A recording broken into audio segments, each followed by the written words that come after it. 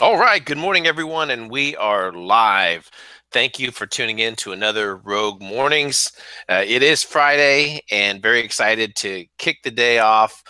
Just a couple of announcements, real quick. V is taking this morning off. He will be joining us this afternoon for 2 o'clock p.m. Eastern Standard Time broadcast. We do have a special guest joining us then as well. Ken Shortgun Jr. will be joining us. Also want to thank our sponsors, myfreedomnow.us, in the event you are needing to get a higher credit score, needing to consolidate some debt, myfreedomnow.us, and also My Gold USB. Check them out. If there's some exciting products coming on the way to help to avoid the surveillance state that we currently live in. So, a couple of show announcements. London Paul is not going to be joining us this week. He's taking care of some priorities, some important things. So he'll be back with us next week. And then also Cuss with Gus. Gus is currently on vacationing, living it up. So we didn't want to interrupt his vacation to do a show yesterday. So today we have a couple of great guests. Very excited to have W with us this morning. I really didn't prepare any topics just because when W does join us, he just has so much great information to share. And the last few shows we've done with him, our audience just keeps asking for more. So W, thank you so much for joining us today. Hey, well, I'm glad to be here. Awesome. Well, there's just so many things going on right now. And I know that you've helped tremendously personally with me as well. I think a few weeks ago, I know that you had a very close friend that you lost, and you really put some things into perspective as far as the madness of the world that we live in, and how we have to sometimes disconnect and appreciate the simplistic things in life that we're heading. So I want to really yield the floor to you to see what is on your radar, and allow you to have this platform to share what you're working on in your message. So go for it. Well, there's so many places to go, obviously, but let's start with the Mideast. Um, as I said, I think in the last show and a couple of other interviews that I've done in the last couple of months, my concern continues to be Hezbollah. Other than 9/11, more Americans have died in terrorist acts orchestrated by Hezbollah than any other group in the last 40 years. Uh, and for those of you that think about 9/11 as maybe not being what has been portrayed to be, maybe you have to take that one off the table as to who was behind it and who died in 9/11. If you take that off the table, Hezbollah has been America's greatest terrorist threat all along. Hezbollah is an Iranian-backed group that is operating worldwide. They're uh, Iran's Blackwater, if you will. They operate terrorist cells all over the world, in countries all over the world.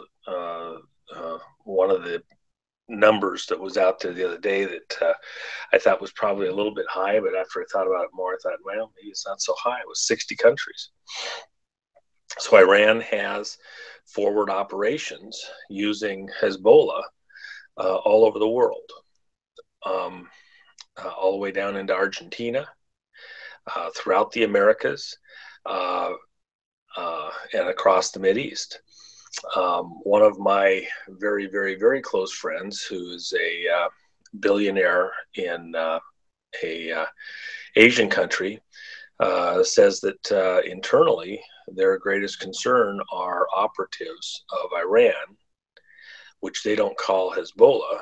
They, literally call them Iranian operatives, but in reality, they're working through the Hezbollah structures. So when you step back and look at the whole world and you say, well, Iran is running a terrorist intelligence proxy operation of that magnitude, normally we think just of China and Russia as being our enemies. Well, the reality is you gotta put Hezbollah on the table. Um, on the opposite side, from many of these countries' perspective that are in the Iran camp, they see the U.S. using proxies that they would call the Zionist groups out of Israel or through Israel or on behalf of Israel, and the Saudi groups, which are mostly Sunni, as their operatives. And so the U.S. is doing, its own push all over the world. Of course, if you say Saudi Arabia, who controls the energy going into much of the world, how are energy prices being controlled? And the Gulf Cooperation Council and the Arab League. There's a lot of different angles where the U.S. exerts its control in a positive way that affect all these, countries around the world. So, in a much larger sense, we are in the middle of what I would portray as a proxy war, a war of the proxies of these, two powers. Because even there too, we say Iran. Who's backing up Iran? Well, it's Russia and China to a great extent. Who's backing up Israel and Saudi Arabia? It's the United States and NATO. So we are in this divided world where there is a real contest taking place. The outbreaks where we engage can vary somewhat from time to time, but right this moment, it is Syria primarily. And the threat, Kissinger spoke at Thatcher conference honoring Margaret Thatcher here a few months back. And I believe it was him that coined the term that has become used by everybody in the region, this Iranian crescent, this Shia crescent from Tehran to Beirut, this belt of supply lines and coordination of activities for Hezbollah across that region. Netanyahu said and told Putin they will not allow this Hezbollah Shiite system to survive, to remain intact across that region. They will not allow it on their border. So Israel has made it very clear that they intend to do some kind of attack, take some kind of action to thwart the completion of this roadway of supply across land all the way to Beirut by Iran using its proxy arm Hezbollah. This strike that occurred the other day with Israel striking some type of a facility 200 miles into Syria was a big deal because it was a warning shot across the bow. There have been many. It was another one, but it was a pretty serious one, letting all the parties know they're not backing down on this. And that's important because Israel, thus far, they've kind of played footsie under the table on this stuff. The shots were fired from Lebanese airspace with long range, moderate long range for aircraft missiles. The site was claimed to be a chemical weapons facility. Some places it's not. That's kind of a trigger term, calling it a chemical weapons facility. There's real questions as to whether or not that was the case. They might have been able to scale up to chemical weapons or to do that research, but for the moment, it doesn't look like there's any chemical anything there. It's pretty unlikely. But that gets the West upset. It's like what Trump did when he attacked the airbase with the cruise missiles after it was claimed that chemical weapons were, transported from there and used against civilians. Well, after you went back and you looked, that was a decommissioned facility that we had personnel on the ground that were part of the decommissioning with Russia. And all of the canisters that were blowing up were stuff that we'd inspected a couple of years back. So pretty hard to believe that any chemical weapons came from that area, but it keeps the masses upset. So with all of that in mind,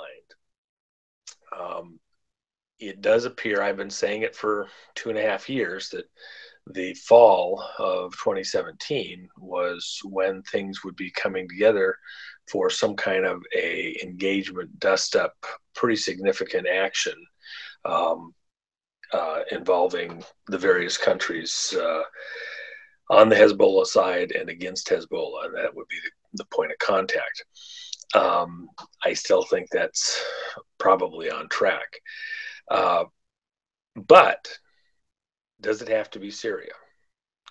And the other places where the point of engagement could really initiate, and thinking counterintuitively, while all eyes are watching what Israel's doing, and Israel's primary concern is right there on its border into Syria, and trying to draw the world's attention and the U.S. and Russia's attention as the U.S. is preparing to disengage in that area. Come home, we're tired, we've had it, we're done, we've spent all the money we didn't have. Israel's very concerned that they need to do something to keep us engaged there and keep us committed there. A counterintuitive location would be Saudi Arabia. Saudi Arabia, if you think about it, the Saudi oil, which has the lowest lift cost on the planet traditionally, is what we backed our dollar with. When we left the gold backing, we didn't go to nothing. As I've been saying for 30 years, that was a switch to an energy-backed dollar. And the lowest cost energy during all that time was the Saudi energy. That was a policy that Kissinger also assisted in putting into place very rigidly.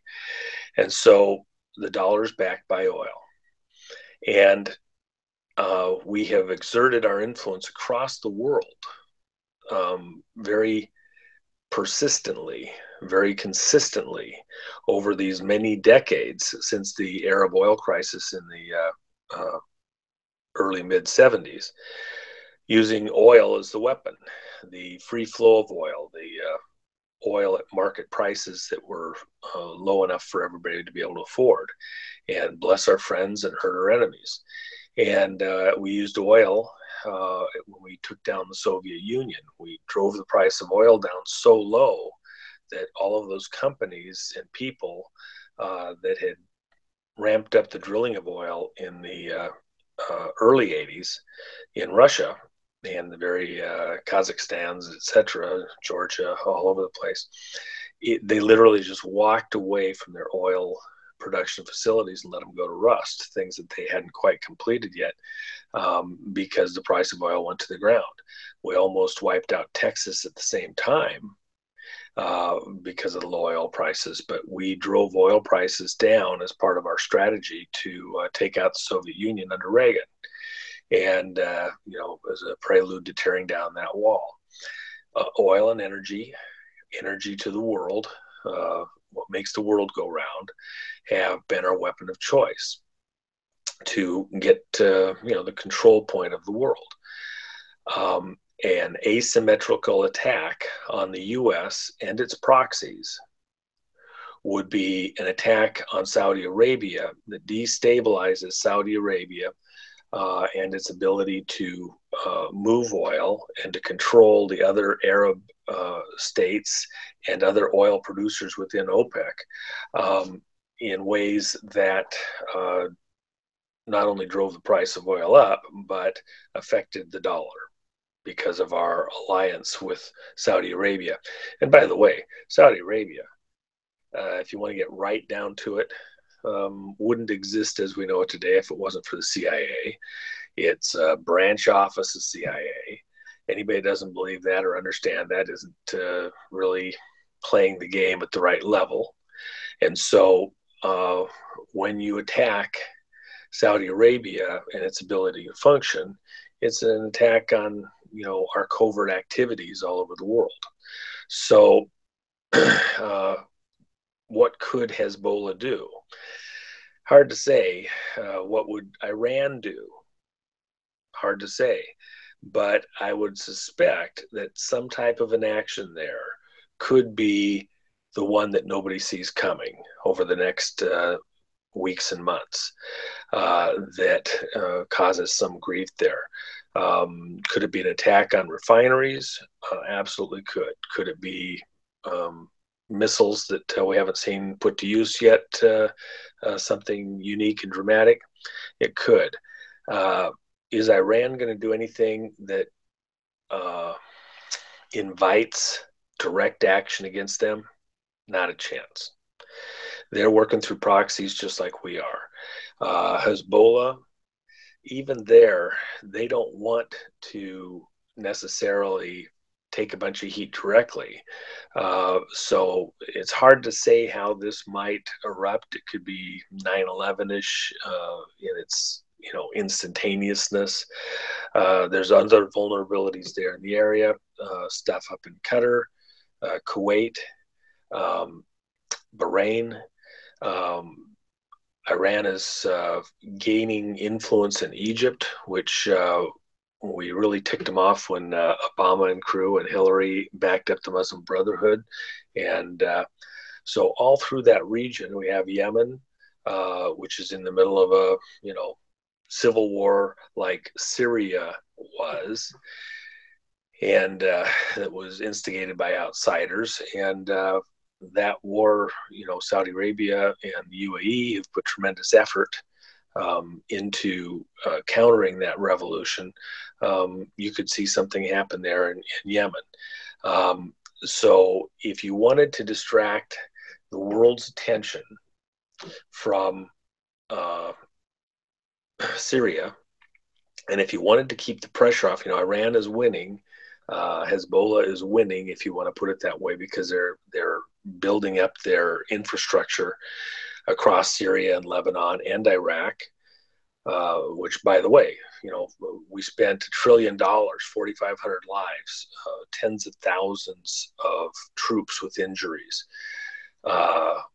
life away from home, etc. We put tremendous investment into Iraq, toppled Saddam, who was Sunni, and then we just walked away. We spent a little bit of time trying to get them, sorted out, but really all the key players are saying the same thing. We're just handing Iraq over to Iran.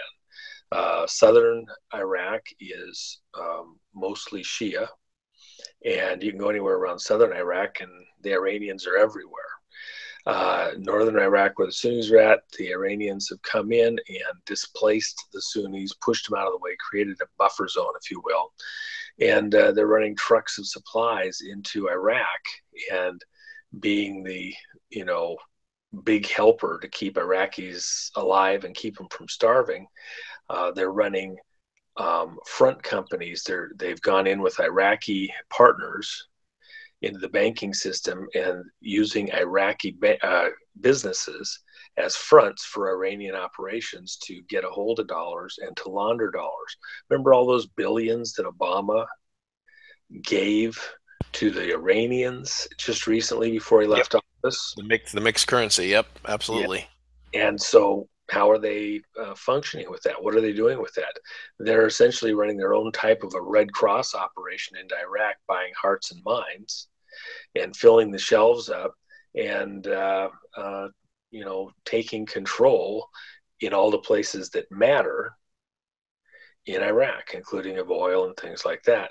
And they're solidifying their position and their infrastructure. Now, the reason that's important is because, again, Iran doesn't want a conflict in Israel at this time because they're winning. Why would they want to screw it up?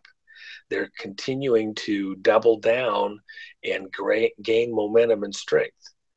So for Israel to move the ball correctly in their direction, if Iran won't do something, if Russia won't do something, if Assad won't do something, then they're going to have to make something up, a la what we saw on the Temple Mount with the 2 Israeli guards that were supposedly killed, and with guns that were hidden by Hezbollah operatives on the Temple Mount, and the affronts to the Muslims by Israelis praying and worshiping on the Temple Mount, which hadn't happened for a long time, and all sorts of things like that.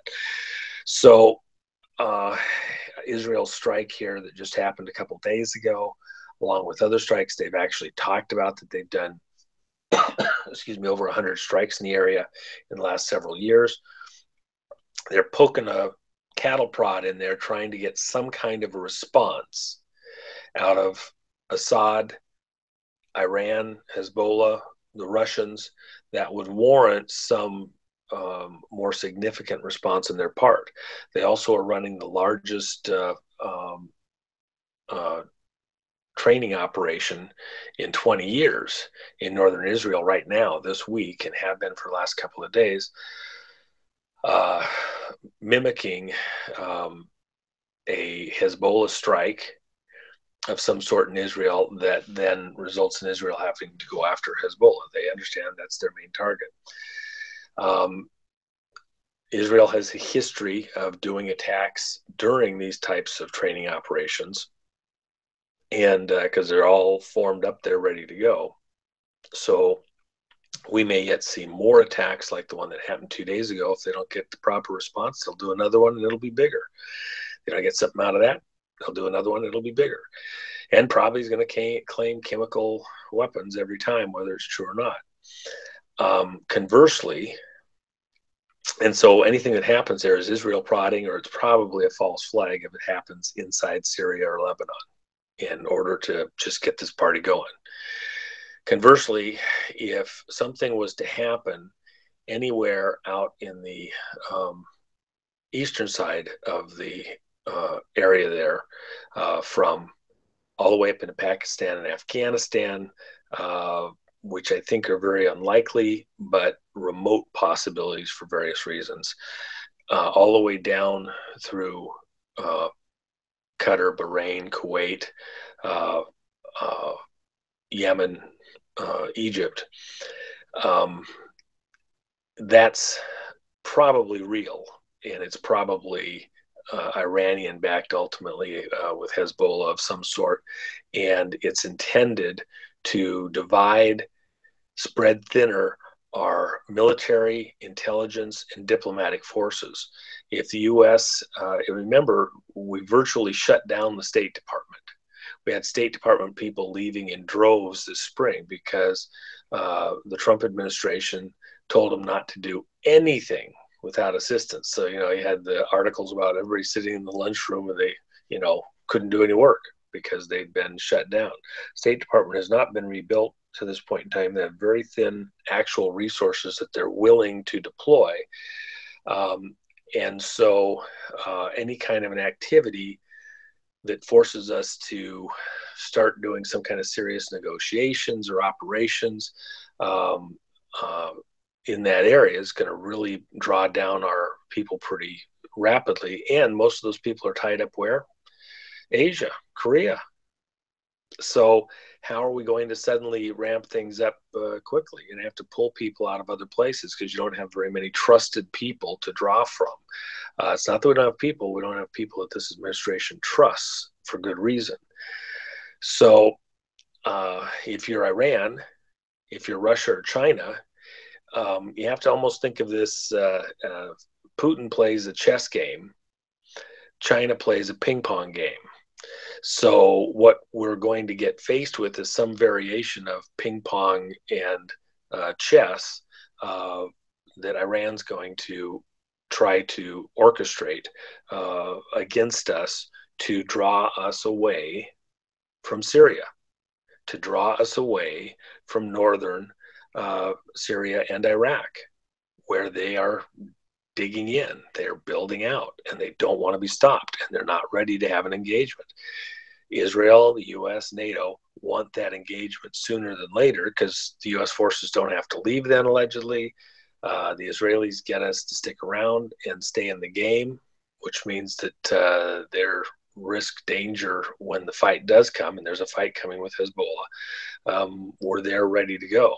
What if we're not there and we've already pulled out and then the big fight starts? How long does it take us to get people, personnel, troops, equipment back into the area? Everybody thinks about the nuclear capability, etc. Well, the question is, do we have a significant enough, do we want to go nuclear, number one? Do we want to escalate at that level immediately, or Israel too? Or do we have the ability to respond conventionally to some type of an operation? It's very hard to take somebody out that's entrenched. It takes a lot more personnel and equipment to remove somebody that's dug in than it does, to defend something. So strategically, Iran doesn't want to have that fight yet. They're digging in further, and strategically, if we're going to have the fight, we don't want to leave the area, so we need an excuse for the American people to stay there with personnel ready to go and to bring more stuff in. North Korea, not happening right now. It's premature. That's, we're not ready to engage there. And as much as there's talk and everything else, I think anything that happens there is, it's almost a sound stage. Jay Dyer is absolutely correct. What's going on there from a behind the scenes sock puppet level, the people that are manipulating the West and the East towards their New World Order are using North Korea as their sock puppet in order to keep everybody riled up and further, lay the groundwork for World War III. Right. W, a few questions, because it's interesting, and you're discussing things that you just simply won't hear anywhere else. At least I'm not here catching it or listening or observing. But one interesting thing in regards to Syria is that when they created these de-escalation zones that included Iran, forces included Hezbollah as well, the U.S. signed off on that, correct? I mean, so how does Israel interpret that in terms of their relations, with the United States? I mean, that's one question as far as that goes. Well, just hold right there. That is okay. An important question. What Israel's concerned about is that the U.S. and Russia, in conjunction with Assad, agreed to de-escalate the situation in Syria and did not consult Israel about this de-escalation. And Israel wanted to be part of the talks. That's why the Israeli delegation came here and talked with Trump people and went to Sochi and talked with Putin's people. And they were very adamant that the agreement that was reached in order to get through this de-escalation did not take Israeli interests into account in protecting its border and, from Hezbollah. And so the attack that happened the other day, all of these things revolve around the idea that Israel is very concerned that we don't have their back. And they need a situation, a context. Trump needs some kind of a situation or context in which it looks like he's not escalating it. He's just responding to a threat to the world against American interests. And that's why a false flag of some type involving Hezbollah, something evolving around this Temple Mount thing, and Hezbollah with missile factories, etc., in Lebanon or Syria, etc., that could be construed as coming out of Iran, works for Israel. Israel would love to have some kind of an action take place that escalated where we came in and had the war they know is coming. They know is coming. That is their belief, and I think they're right. Ultimately with Iran. the sooner it happens, the better, because every day they wait to begin this engagement, the threat gets more built in. It gets more extensive. Iran is gaining ground every day. It's gaining supply lines. It's gaining new recruits. In Iraq, they're getting thousands of Iraqis who are signing up to work with the Quds forces and to go against, uh, the Western invaders, the U.S., and ultimately against Israel. So at the end of the day, they're coalescing. They are condensing their forces all against Israel, which Iran sees as its ultimate objective. The one thing that's is not understood here, unless you have people that maybe have done taken assignments in Iraq, Iraq is Arab. Iran is Persian. It's for people here, it's kind of like a black and white thing, if you will. They're different people ethnically, and they have a very, slightly different mindset, even if they're Shia Muslims. And so we've had opportunities with Iraqis who've tried to say, no way are we going to kiss up to Iran. No way are we going to become a proxy of Iran. But the U.S. has been not there to help them. If you remember back early in the Bush administration, there was uprisings in Iran, and they just needed Western support, and we didn't come in and support them, and Iran went and just killed, depending on whose reports you listen to, hundreds, probably more like thousands of people, and just completely quashed this uprising of people that were really Western minded inside of Iran. When we didn't assist that, that let Iran really go the rest of the distance with what was started back in the Khomeini era. And Iran has become a huge threat to U.S. interests, Western interests in the world, and is about to, as Netanyahu has said, it's the bomb, it's the fuse that's burning down. And we're about to have a great, big, huge explosion. And so anyway, I'm rambling a little bit, but I people have to understand this is coming. Right. I think of that song, Phil Collins' song, I can feel in the air tonight. In the air tonight, and I'll just tell you that years ago, before I would, I get a call and need to go do something, I would literally crank the stereo to get myself in the right mental frame. Listen to that and a couple of other songs while I was getting packed to go if I had time to pack. I feel it in my bones right now. It's coming, and delaying this engagement only is going to make it much more intense once it finally decides to get going. Right. Now, Netanyahu visited with Putin.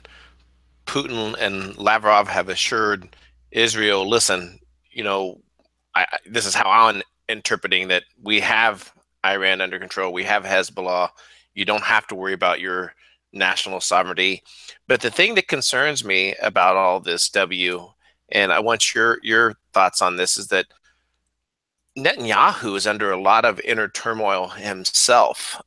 We saw it leading up to his election, where the cabal, massive amount of money poured into there, and now we're witnessing him, his wife. Is the cabal not happy that he has not initiated more military response in regards to Hezbollah, or are they upset that he's doing it? I'm having a little difficulty figuring out what is happening in Israel. Well, I'd have a slightly different perspective on all of it. The reality is, while most people think that the Western interests are controlling everything, and that they naturally have, like Netanyahu's back and the other bad guys don't. I think you have to step back further and use what the cabal has said all along. What is their ultimate objective? A new world order. How do they get there? They get there by manipulating the existing powers of the world into wars that they control the outcome of, all of which have been orchestrated, planned, and intended goal of bringing us into some kind of a final conflict, the war to end all wars, to end all wars, after which they step into the power vacuum. And the only way to get there is through this series of buildups and conflicts leading to an ultimate war. They want this war. They want World War III. And so when you see actions with Netanyahu and suddenly he's weakened by some kind of a political thing, a corruption thing, actions where Obama and the West give money to Iran, creating the best enemy money can buy, similar to the West giving money to the Kazakhs that essentially go in and take out the czars in Russia and create this best enemy money can buy, that build up China and give technology secrets, which I watched firsthand when our most sensitive data was put on aircraft and flown to China, buy an airplane, get missile technology thrown in for free. Why? Because that made China a threat. It allowed them to get third stage launch technology that gave them intercontinental ballistic missiles, etc. This continuing move to create the best enemies money could buy, to prepare the world to engage in a global conflict that will essentially wipe out all the strong men and allow this almost Spectre level James Bond conspiracy group to step into the vacuum and control the world. And I use the James Bond thing specifically because at the end of the day, who's ultimately behind this? Who's ultimately going to win with this? You know, I'll just tell all of your listeners a little secret. The group that wants to run the world isn't coming. They are not completely hidden. They already have their power structures in place across the world. Their leaders to come in and take control of these 10 nation states that they're going to form after World War III. They're hiding in plain sight. They're going to re-emerge. Remember, this is a phoenix model. They die and get reborn. It's the same family. It's the same group that has done it over and over and over again, consolidating power across the world through several millennia. And this is their next iteration of it, the big one that they plan on doing. They're already there. I can name them by individuals and groups and where they're going to emerge from. Who's going to be the last man standing after the US and Russia beat each other's brains in? Who takes control of what remains of US forces and commands it? Who takes control of what remains of NATO forces and commands it? Who fills that power vacuum after the US and Russia beat each other's brains in? Figure that out, and you know who you're looking for. That's the real bad guy here, that's maneuvering us to a world war intentionally. Then you look at Netanyahu, all of these various other things. Excuse me, I got a little frog in my throat. And you realize that's okay. They need that kind of a drama, because at a lower level, at a lower pay scale, if you're getting sucked into something like Iran is, and us and Russia, etc., if you're looking for weakness in your opponent that you think's your opportunity to strike, Netanyahu having his problems, that only, baits you in further to do something. That hasn't matured enough yet to be a real problem quite yet. It's still actually a little early on. So that's why I expect something more asymmetrical, something to occur out of the Syria area that will not be in Israel's best interest. Israel sees that this is a race for getting attention at the right spot, and so they are highly motivated to do something to force the US's hand and Russia's hand to stay more involved and to keep in check Iran. Israel needs to make the threat real, and the threat that it could escalate to nuclear weapons, because just like everybody's worried about a couple, handful of bombs from North Korea, Israel has real bombs. If they're threatened for real, they will use real bombs. And that's the threat to the US and Russia and all the world that doesn't actually want to see more nukes go off. Between Israel and Iran, they're both making it very clear, they are expecting to have some kind of an exchange at some point in the future, and it's going to be the real deal. And to stop that, all the freaking countries of the world are going to have to come to the Mideast. World War III won't start with a nuclear exchange. World War III, and I hope your listeners slow down, listen to what I'm telling you right here. Pay attention. World War III is a buildup, a series of conflicts that bring in a wider and wider circle of participants in this battle. It's not when World War III starts that's important to the cabal, to the New World Order. It's when World War III ends. One of the indicators on that, and I have more to say here, for just give me a second to build this out a smidge. One of the indicators on that is when World War I ended. They ended World War I at a very precise moment for ritual reasons, if you will, as a cult.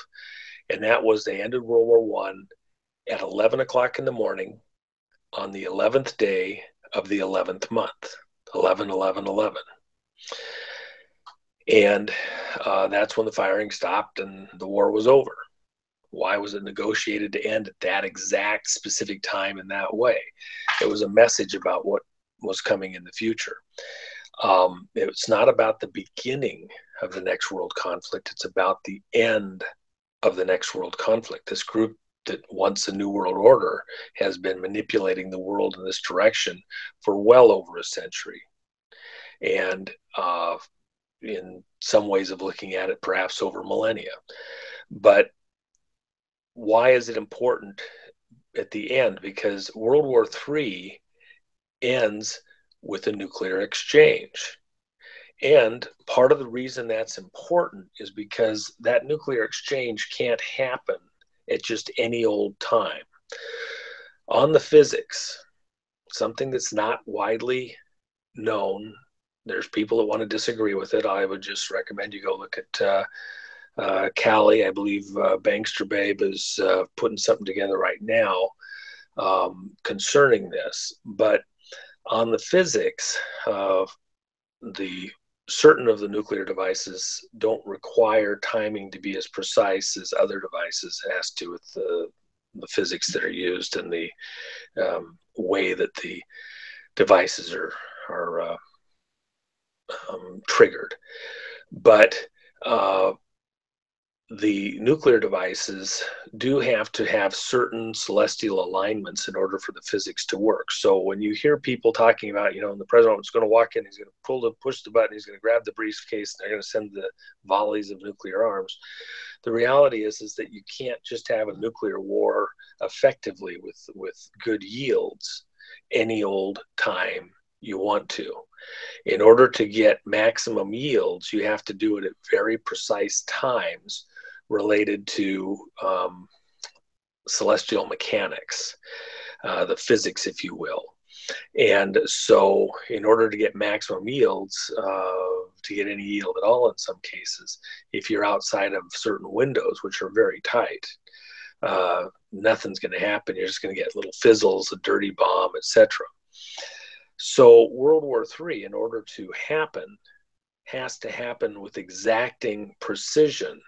And any volleys back and forth, it won't take weeks and months. It'll probably be an exchange, bomb damage assessment, reviews, where's the other targets, and then another volley for one or both sides, and done. And in the aftermath of that, then this power vacuum, because we're both beat to smithereens, this group that's standing at the side steps to the fore and fills the vacuum with its seemingly lower level, more business oriented trade locations, and begins to assert some control over the world and bring order out of the chaos. So World War III cannot happen at just any old moment. That moment, when it can happen, is a very precise moment. And I would use this as another example. 9/11, on the occult symbology, all sorts of things, 100 different reasons I could spend 24 hours going through. 9/11 could not have happened on 9/10. 9/11 could not have happened on 9/12 and had anywhere near the symbolic occult meaning that it had on the numbers, 9/11 itself. Over and over and over again, it would not have had the impact on the world that it had by happening as it did on 9/11. Even from other physics models related to how the buildings came down, most people don't know there was a huge storm, one of the largest recorded, off the Atlantic coast, 100 miles out of New York, out there in the Atlantic. When you had that beautiful clear day in New York, there's this huge storm sitting offshore. What was the relevance to the physics involved there? Good question. So with that in mind, and by the way, these storms, there's very good, valid, obvious questions about just how natural they are with Harvey and Irma. We're in a situation where, in a Bond movie type of a scenario, certain groups have a plan to get control of the world. And they are controlling governments through their bloodlines and families and other operations, in order to facilitate bringing this to pass. And as crazy and ridiculous and out of this world that sounds, the reality is that's what's going on. And the timing for all of these things is critical for them to make it come to pass. That's why we watch the numbers of events that are imprinted on various events, because they're slaves to the numbers. And ultimately, why are they slaves to the numbers? Because they're reinforcing over and over down through their ranks the criticality of each of these events happening with very precise timing, because the last event that is the hinge event that brings around the moment where the New World Order can take power is this nuclear exchange. And on the physics, the nuclear exchange can only happen with full yields at very specific, precise times related to celestial orbits.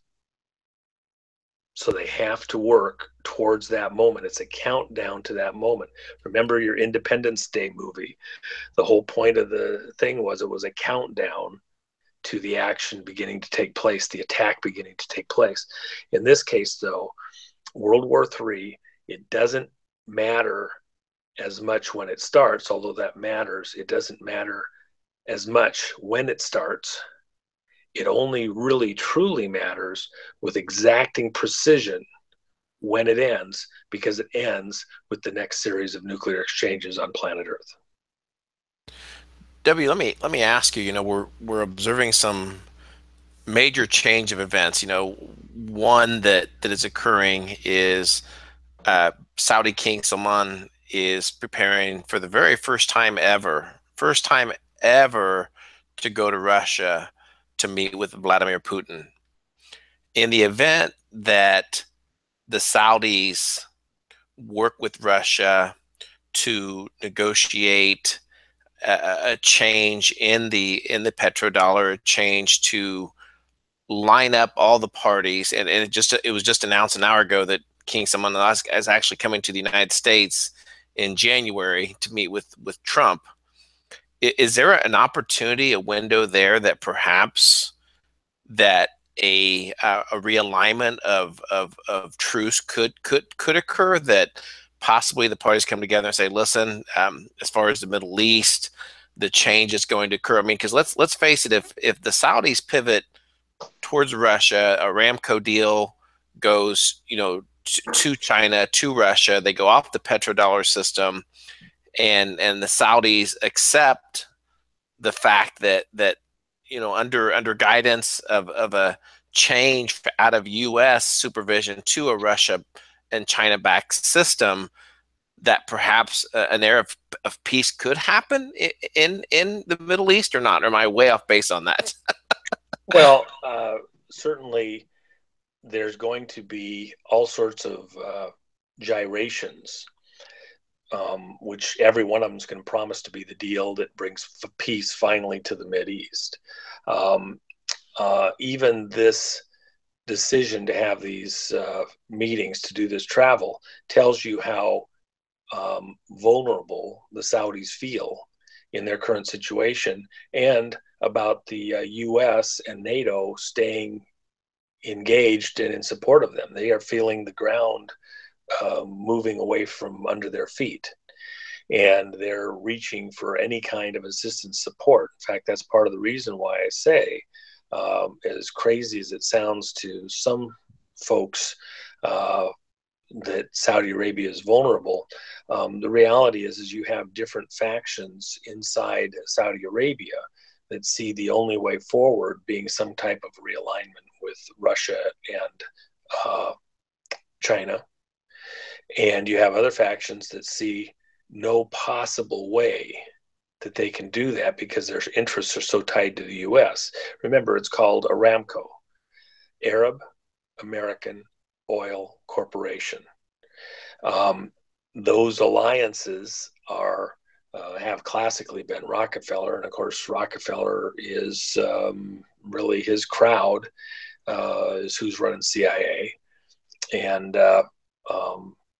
heavily involved in all the politics here in the U.S. And that's weakened since David went to his final reward. And you have other players, as I said at the very beginning of the year. You're going to see a number of these very powerful anti-Trump people bowing out during the course of the year. That's not complete. And the year really ends next April 1st. It's not really a calendar year. It's a Babylonian calendar year for them. So with that in mind, even this decision to do this travel is an internal threat inside of Saudi Arabia. Do I expect a coup?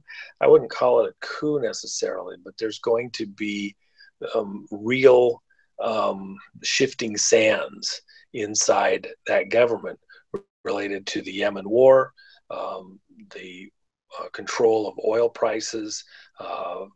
They're running out of sovereign wealth fund, more so than is being portrayed publicly. If we did have any kind of a issue in the markets around the world, that could go even faster as the value of the dollar, let's say, deteriorates. So, there's I expect the asymmetrical response to what Israel wants to do in Syria to be somewhere else by Iran.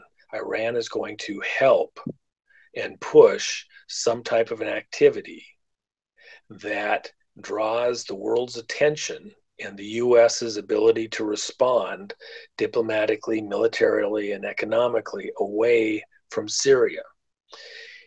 That would be a legitimate action on the part of Iran that's probably real, whatever that threat is.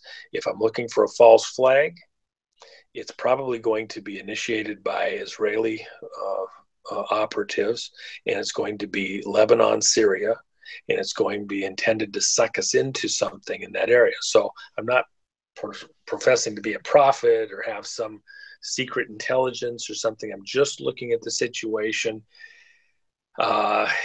No, as you're no, I agree. I mean, if you look at the entire shift that is occurring, the Saudis, they tried to escalate things with Qatar, and nothing transpired. I mean, that you witnessed Turkey align with Qatar, with Qatar, the Iran, all this realignment that is occurring, and I think the Saudis understand that they need to also perhaps pivot their thoughts for the sovereignty of their country, which is truly at some point really going to isolate Israel in the near future. well. And remember, we've built up our ability to produce oil here domestically more. There's a glut of oil. Um, there's pretty vast reserves. So at the end of the day, Saudis are feeling the dangle because the US is kind of building out other options. And that tells them we don't have a long term plan to stay engaged, backing them and using them and manipulating them the way that we have been. We are preparing for a time when Saudi Arabia is far less of a critical player on the world stage. And so, with that in mind, they're reaching around everywhere they can to find a new best buddy to keep them viable and alive. Because who's the threat against Saudi Arabia? Iran. It's Iran versus Right. Saudi Arabia there locally, and Iran has huge oil productive capacity. When Obama gave that money to Iran, he really knifed a lot of the players in the back. Now, what's especially disconcerting for the Saudis is that ultimately they created Obama. They gave him the money. They paid for the education at Harvard, etc. And that's not in dispute. That's pretty widely reported. We have the statements from the people involved, and that's not really arguable at this point in time. My only addition to that statement is who ultimately was calling for that? Well, that was a CIA operation. Saudi Arabia was a CIA branch office. So Obama is really a creation, a fabrication of people inside the deep state, if you will, for their purposes. Are the Saudis actually for real upset with Obama? No, come on, give me a break. They're upset with the people that made Obama. Obama was just a figurehead. And now those same people who created Saudi Arabia, made an Obama, used those resources to do all this, are now stepping back and aside and allowing Saudi Arabia to be a sacrifice in the neighborhood to bring about this conflict, to bring it to full maturity that sucks all of the great powers into this escalating battle that ultimately ends in a nuclear exchange, creating World War III. And one thing I will add, just completely out there for most of your listeners, but a handful of you will get this, and down the road somewhere you'll remember when I said this, and it may be years and years and years from now. But part of the thing that happens when you have nuclear explosions that we found in the early testing, as if in conventional physics it has no effect, outside of a small radiant. However, in the other physics, we find that nuclear blasts have energy effects at great distance based on angular alignments, planetary and the sun. So when we were blasting nuclear weapons here on the Earth, we were seeing tiny changes in the sun, sunspots. And as we understood the technology better, we saw that we were seeing resonant effects on the sun's surface every time we were blowing up bombs here. There's been quite a bit of writing and speculation on this kind of behind the scenes, but at the end of the day, what it's really about is the other physics that's not openly taught in the schools. And that's relevant because if you have the nuclear exchange that's coming, and if you have it exactly on time, which means that then the bombs actually work the way they're supposed to and get maximum yields as opposed to fizzle or have lower yields, you have an effect on the sun. So what happens midway through the tribulation, and the effect isn't instant, it's a delayed reaction. It's a resonant reaction. It's like dropping a rock in a pond and the waves go across the pond and show up somewhere else. Right. When you have a huge global nuclear exchange of some significance, especially around the belt of the planet where angular momentum is more important. If the physics as we understand them is correct and you're having effect on the sun, what's the thing that happens midway through the tribulation period that we all as Christians in the West have been indoctrinated to know and understand about? The sun goes nova. It doesn't go supernova. It doesn't explode. It just has a period where it collapses in on itself. It goes dark for a period of days, and its heat intensifies radically. So the sun becomes much, much, much hotter. We actually have out across the Midwest United States and in other places in the world, they used to think that these underground burial sites, as they called them, these mounds through the Midwest, were burial sites. But it actually appears because the people were inside, they're all dressed in their finest clothing, they're sitting in chairs, they're there, their mummified remains are there, and it was speculated that these families, when they died, they were buried in these underground mounds, dressed up and put in their chairs, etc. The reality is that those mounds weren't deep enough. And it appears that they went into those mounds in other areas of the world, depending on when the blast from the sun happened. Some areas fared better than others. They were in those deep underground mounds to protect themselves from the sun's rays during a nova type event. And if you were deep enough, if you were in caves in the earth deep enough, you'd survive. If you were in mounds that were too shallow out in those parts of the country where you just had earth to put up into mounds, you wouldn't quite make it. The sun has done this before. It's going to do it again. That's why all these underground shelters, to get out from that brief period, it's only a matter of days when the sun goes nova. These people believe that they can trigger that nova, that it won't happen at just any old time in the next several tens of thousands of years or thousands of years, which it seems to do it cyclically. They think they can trigger it, and because it's vulnerable, it's right at the edge of almost being ready to do a cyclical nova, they can trigger it to having a nova on their timing.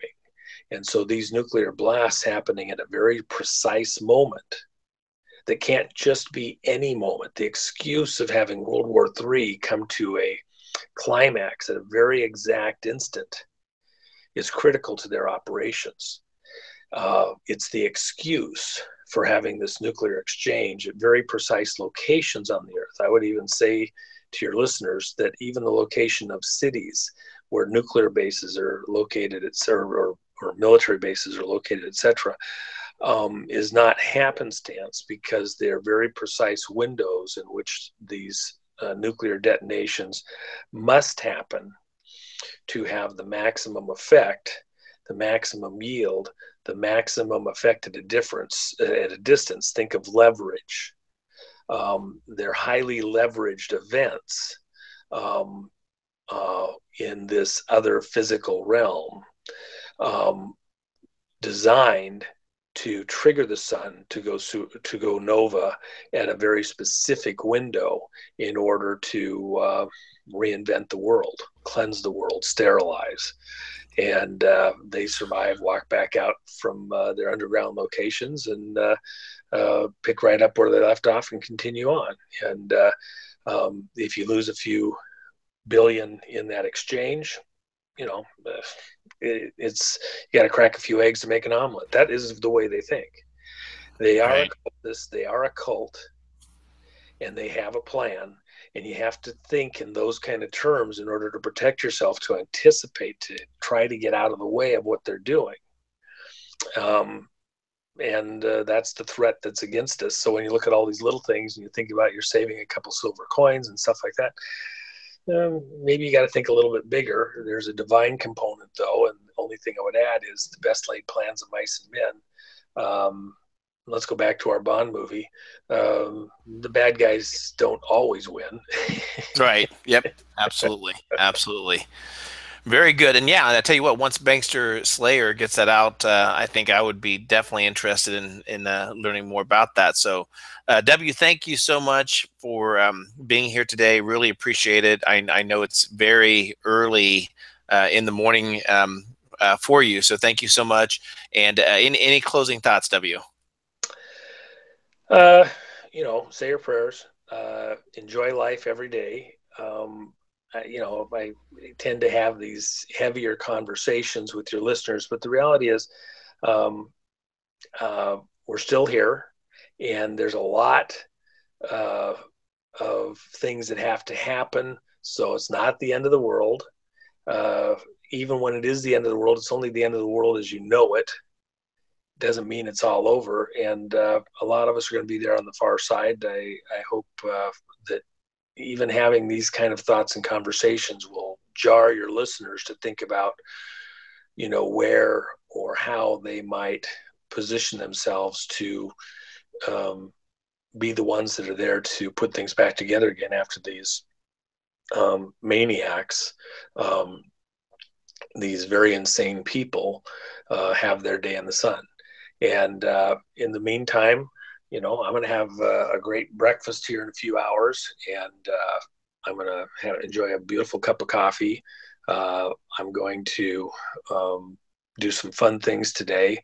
I would hope all of your listeners do too. Hug the family, enjoy life, be thankful for what God's given you for, being here this moment, and aware that we are under an imminent threat, and we have to try to find ways to um, throw monkey wrenches into the works for what these people plan, intend, hope to do.